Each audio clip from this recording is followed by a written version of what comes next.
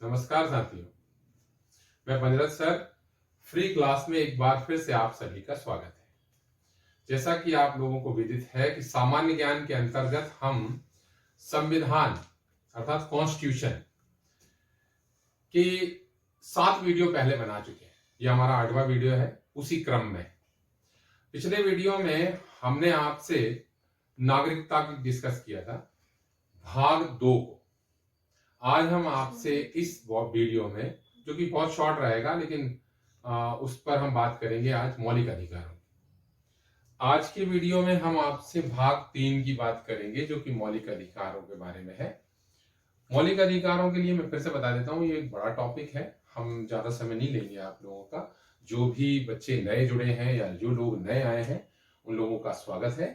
और हाँ, उनसे अनुरोध है कि वह हमारे इस चैनल को सब्सक्राइब करें और इस चैनल मतलब इस वीडियो को और लिंक देखने के लिए अर्थात और लिंक करने के लिए पिछले क्रम के 7 वीडियो हमने बनाए हैं, उन वीडियो को जरूर देखें। ये उसी क्रम में 8वां वीडियो है।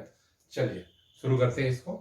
भाग 3 देखिए, जैसे कि मैंने आपको संविधान में बताया था कि 22 भाग हैं, तो इसकी उसमें भाग 3 की बात करते हैं। तो भाग 3 12 से चालू होता है, तो आर्टिकल 35 तक रहता है। आर्टिकल 12 से आर्टिकल 35 ये मौलिक अधिकार है। देखिए, मौलिक अधिकार का प्रावधान हमारे देश में यूएसए अर्थात संयुक्त राज्य अमेरिका के संविधान से लिया गया। मौलिक अधिकार को हम अगर बोले तो हमारी जनता के लिए सबसे या हमारे लिए मौलिक अधिकार सबसे महत्वपूर्ण अंग होते हैं। इसीलिए इसे मैग्ना कार्टा कहा गया। मैग्ना कार्टा का मतलब महाधिकार पत्र। भाग 3 को संविधान के अंदर मैग्ना कार्टा शब्द के नाम से लिया गया है। अर्थात मैग्ना कार्टा फ्रांसीसी शब्द है, ब्रिटेन में उपयोग किया गया ज्यादातर। मैग्ना कार्टा का अर्थ होता है महाअधिकार, और ये हमारे पास महाअधिकार है, बहुत सारे अधिकार। किनके लिए? जो यहाँ के नागरिक हैं और कुछ नागरिकों के अलावा निवासियों को भी मिलता है। मौलिक अधिकार फंडामेंटल राइट्स होते क्या है और कैसे हैं वो बता देते हैं। आर्टिकल 12, जैसे कि इसमें लिखा है, आर्टिकल 12 से लेकर 35 तक मौलिक अधिकार दिए गए हैं। मैं एक एक आर्टिकल को थोड़ा थोड़ा खोल के बताऊंगा आपको। इसे अगर बहुत डिस्क्रिप्शन से देखा जाए तो बहुत लंबा जाता है। ये हमें शॉर्ट वीडियो बनाना है, इसलिए हम छोटे मतलब कम डिस्कस करेंगे। लेकिन मैं कोशिश ये करूंगा कि ऐसा कोई पक्ष ना बचे जो एग्जाम की या फिर आपके जनरल नॉलेज बिल्डअप करने की दृष्टि से कम रह जाए। चलिए, आर्टिकल 12 में राज्य की परिभाषा दी गई। राज्य की परिभाषा। अब आता हूं आर्टिकल 13।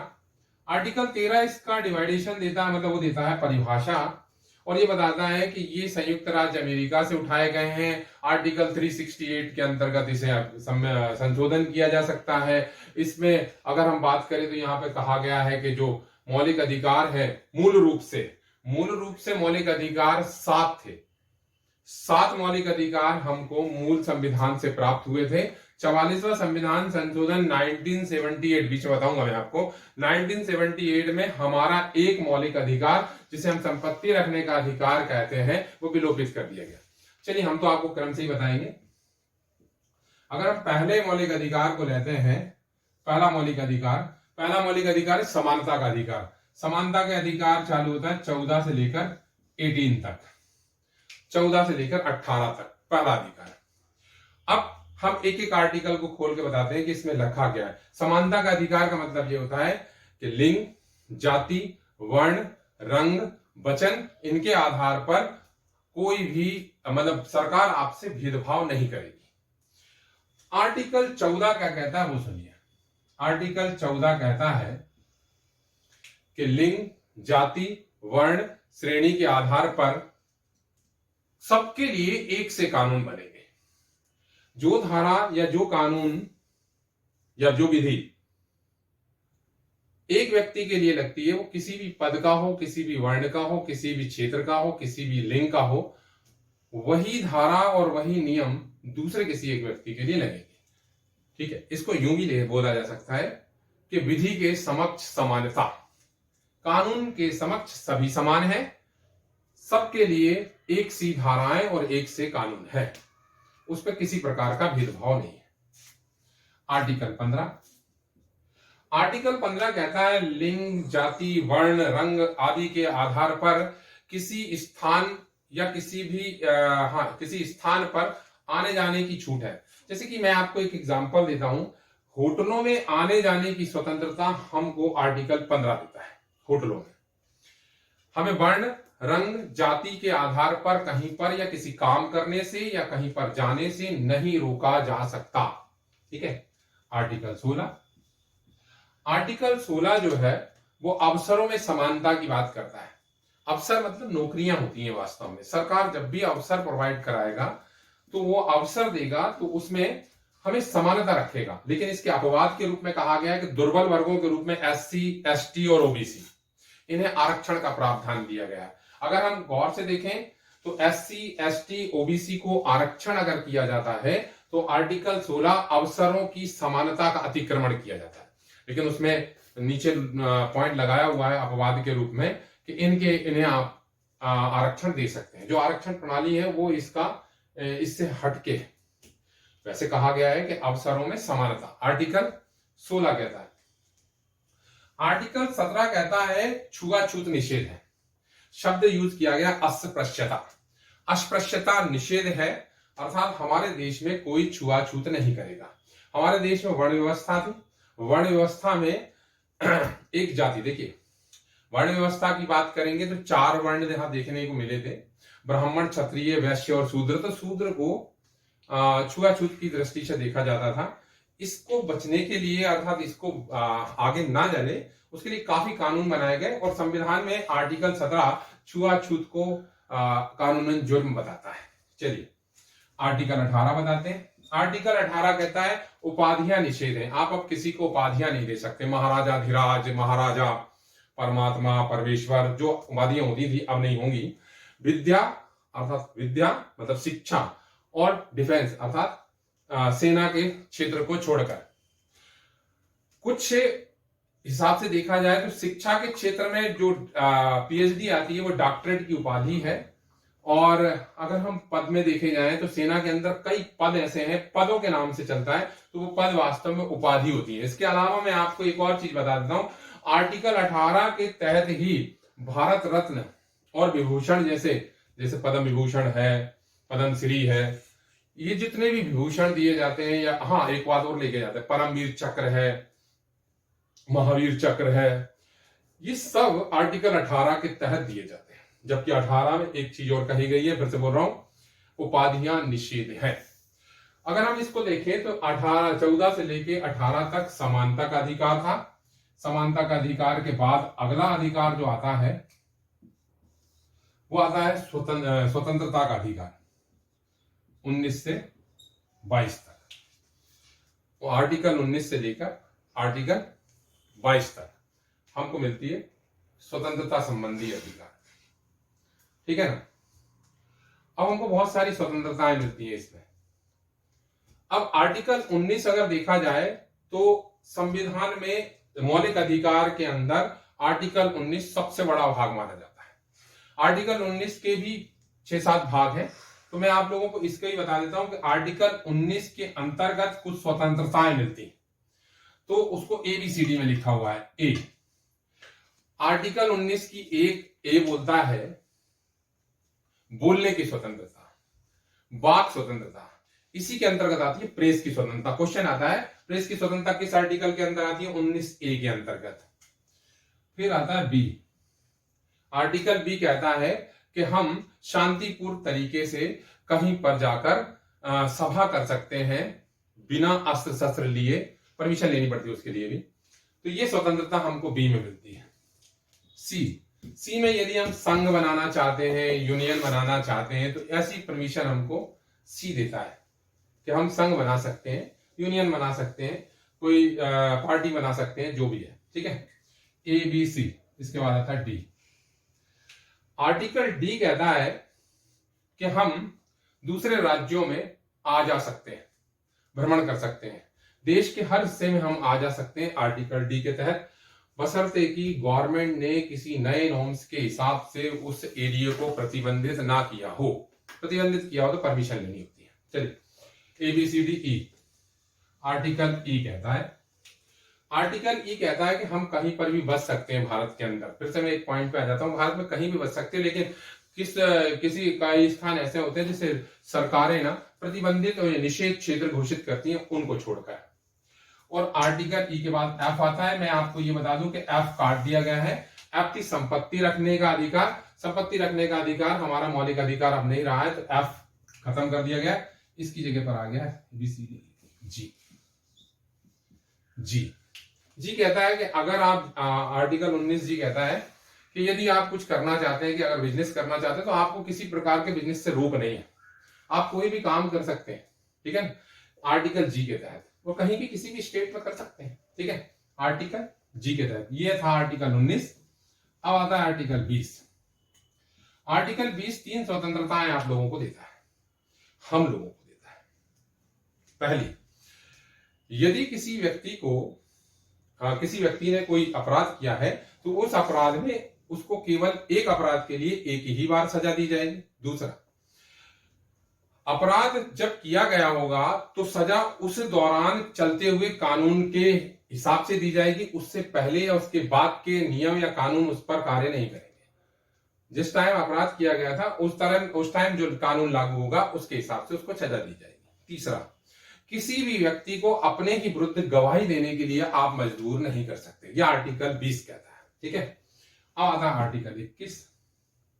आर्टिकल 21 बहुत महत्वपूर्ण आर्टिकल है। ये प्राण एवं दैहिक स्वतंत्रता के अंतर्गत आता है। मैं आपको ये भी बता देता हूं, हमारे जो मौलिक अधिकार है वो सीमित नहीं है, सीमित है, असीमित नहीं है। हम इसमें ये भी कह सकते हैं कि संविधान में अगर आर्टिकल 352 देखते हैं तो 352 में इमरजेंसी लगती है। इमरजेंसी के दौरान हम सारे आर्टिकल खत्म कर सकते हैं, यानी उनको प्रतिबंधित कर सकते हैं या निलंबित कर सकते हैं, लेकिन 21वें आर्टिकल को हम किसी भी कंडीशन में निलंबित नहीं कर सकते। कब से? 44वें संविधान संशोधन 1978 से। 44वें संविधान संशोधन 1978 में कह दिया गया है कि 21वें आर्टिकल के अंतर्गत प्राण एवं दैहिक स्वतंत्रता को कभी भी किसी भी कंडीशन में निलंबित नहीं किया जा सकता। अब एक और बात बता रहा हूं, 21 में एक और डाला गया है, 21 का आर्टिकल है, ये 86वें संविधान संशोधन 2002 में डाला गया था। 86वें संविधान संशोधन 2002 में ये कह दिया गया इसको कि 6 से 14 वर्ष के बच्चे निःशुल्क एवं अनिवार्य शिक्षा ग्रहण करेंगे। यहां पर हम शिक्षा का अधिकार की बात कर लेते हैं, कहां पे? 21वें आर्टिकल के तहत, ठीक है। मैं आपको एक और चीज बता देना चाह रहा हूं कि आर्टिकल 21 के तहत ही राष्ट्रीय हरित न्यायाधिकरण गठित कर दिया 2010 में, ठीक है, जो इसके अंतर्गत आता है। एक क्वेश्चन बना था कि राष्ट्रीय हरित न्यायाधिकरण की स्थापना किस आर्टिकल के तहत हुई, तो आर्टिकल 21 के तहत होती है। अगला चलता है आर्टिकल 22। आर्टिकल 22 में भी 3 कंडीशंस दे रखी हैं। अगर किसी व्यक्ति को गिरफ्तार करेंगे तो 24 घंटे के अंदर आपको उसको दंडाधिकारी के सामने पेश करना होगा, ठीक है। दूसरा, जब आप उसको गिरफ्तार करेंगे तो गिरफ्तारी का कारण उसको बताना होगा। तीसरा, यदि वह चाहे तो अपने फेवर का वकील रख सकता है, उसको अधिकार है। यह आर्टिकल 22 कहता है। आर्टिकल 22 में कुछ चीजें ऐसी हैं कि अगर ये पॉइंट हमने आपको जो 3 बताए हैं, ये कुछ लोगों को हम नहीं प्रोवाइड करते, जैसे कि आतंकवादी, तो इसमें हमने एक कानून बना दिया। वो कानून निरोधक निवारण के नाम से जाना जाता है। उसके अंतर्गत एक कानून का नाम बता देता हूं, 1980 से रासुका लगती है, राष्ट्रीय सुरक्षा कानून, आर्टिकल 22 के तहत आता है, ठीक है। अब चलते हैं तीसरा है शोषण के विरुद्ध अधिकार। शोषण के विरुद्ध अधिकार में 23 और 24वां आर्टिकल आता है। तो पहला मैं लेता हूं आर्टिकल 23। आर्टिकल 23 कहता है बलात् मजदूरी निषेध है। किसी भी व्यक्ति को जबरदस्ती आप कार्य नहीं करा सकते। इसमें देह व्यापार से लेके बाकी चीजें भी हैं, किसी को बेच नहीं सकते, किसी को जबरदस्ती कार्य नहीं करा सकते, जैसे पहले कराते आए थे, ठीक है ना। बंधुआ मजदूरी शब्द यूज किया जा सकता है, बंधुआ मजदूरी निषेध है। आर्टिकल 24 कहता है बाल मजदूरी निषेध। 14 वर्ष से कम उम्र के बच्चों को आप किसी भी कार्य के लिए बाधित नहीं कर सकते या किसी भी प्रकार के श्रम में नहीं लगा सकते, ये कानूनन जुर्म है। ये आर्टिकल 24 के तहत। आर्टिकल 24 कहता है कि 14 वर्ष से कम उम्र के बच्चों को आप मजदूरी नहीं करा सकते, बाल मजदूरी निषेध है, ठीक है। 3 हो गए हैं आपके, समानता का अधिकार, स्वतंत्रता का अधिकार, शोषण के विरुद्ध अधिकार अब चौथा आता है, चौथा आता है आपको धार्मिक स्वतंत्रता का अधिकार, 25 से लेकर 28 तक। आर्टिकल 25 कहता है अंतःकरण की स्वतंत्रता। अंतःकरण की स्वतंत्रता मतलब यह है कि मैं अगर भारत का निवासी हूं और भारत में हूं तो मैं किसी भी प्रकार के, भारत में बहुत सारे धर्म हैं, किसी भी धर्म को मान सकता हूं, किसी भी धर्म की उपासना कर सकता हूं, किसी भी धर्म को मैं नास्तिक भी हो सकता हूं, मैं आस्तिक भी हो सकता हूं, इसके लिए गवर्नमेंट मुझे कुछ नहीं कहेगी। आर्टिकल 25 मुझे इस चीज का अधिकार देता है। आर्टिकल 26, आर्टिकल 26 किसी भी धर्म को अपने प्रचार प्रसार के लिए बोलता है कि प्रचार प्रसार कर सकते हो, आप अपनी रूढ़ियों का ध्यान रख सकते हो, आपकी परंपराओं का ध्यान रख सकते हो, ठीक है ना। इसी आर्टिकल के तहत सिखों को कृपाण ले जाने की अनुमति मिल जाती है संसद के अंदर या किसी भी ऐसी जगह पर जहां पर शस्त्रों को निषेध किया गया। क्यों? क्योंकि वह उसके धार्मिक वह उसकी धार्मिक संस्कृति का हिस्सा बन जाता है, इस कारण। चलिए अगला लेके चलता हूं, 27वां आर्टिकल। 27वां आर्टिकल क्या कहता है कि धार्मिक स्थानों पर आए हुए चढ़ावे में कुछ हद तक कर अदायगी में छूट दी जाएगी। अर्थात धार्मिक स्थल पर आने वाले जो धन होता है, आय होती है, उस पर टैक्स नहीं लगता है या कुछ हद तक कर अदायगी में छूट दी जाएगी, ये हद आज तक तय नहीं है, ठीक है। 28वां आर्टिकल कहता है कि धर्म को, सब एक बात बता रहे हैं उसमें कि अगर कोई बंदा स्कूल चला रहा है या सरकार स्कूल चला रही है तो सरकार बिना मतभेद के किसी भी धार्मिक संस्थान को क्या बोलते हैं उसको, पैसा दे सकती है, अनुदान दे सकती है, ठीक है। ये आर्टिकल 28 कह सकता है, ठीक है। इसको यहां से हटा देते हैं। अब आता है आर्टिकल 5वां, 30, 29 और 30, 29, 30। आर्टिकल 29 और 30 ये सांस्कृतिक एवं शिक्षा संबंधी अधिकार, सांस्कृतिक एवं शिक्षा। आर्टिकल 29 में संस्कृति की बात होती है। अल्पसंख्यकों को अपनी संस्कृति को जीवित रखने का अधिकार है, उसके लिए भी शिक्षण संस्थान चला सकते हैं, उसमें धार्मिक शिक्षा दे सकते हैं, ठीक है ना। और सरकारी एक पॉइंट और फंसाया गया है जो ऊपर वाले आर्टिकल में भी था कि सरकार अगर किसी को पैसा दे रही है तो वहां पर धार्मिक शिक्षा नहीं देगी, और अगर वह किसी को अनुदान दे रही है तो फिर वह किसी प्रकार का भेदभाव नहीं रखेगी। अल्पसंख्यकों की कैटेगरी और बता देना चाह रहा हूं कि भारत के अंदर 6 जातियां अल्पसंख्यकों में आती है, सिख, ईसाई, मुस्लिम, बौद्ध, जैन और पारसी। 6 जातियां अल्पसंख्यक के अंतर्गत आती है। आर्टिकल आता 30, ये शैक्षणिक, अल्पसंख्यकों को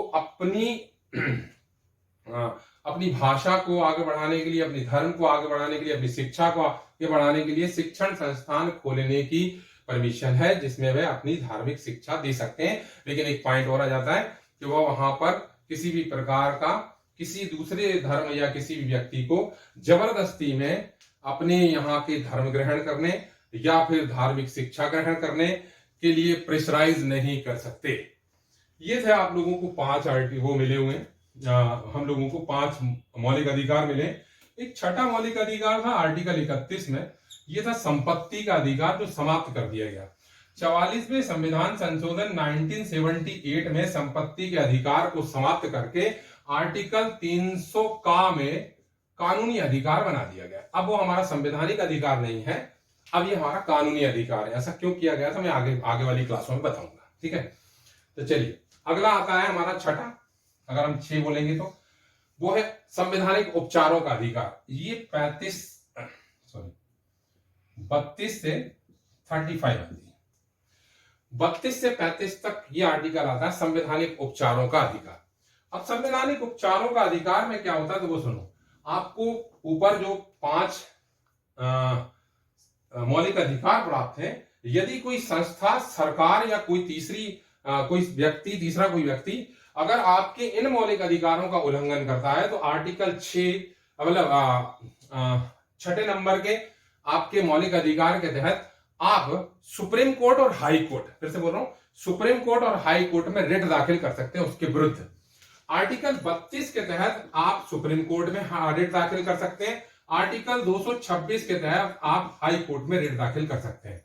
अब रिट होती है 5, 1 2 3 4 5 5 प्रकार की रिटें आप दाखिल कर सकते हैं। पहली आती है बंदी प्रत्यक्षीकरण।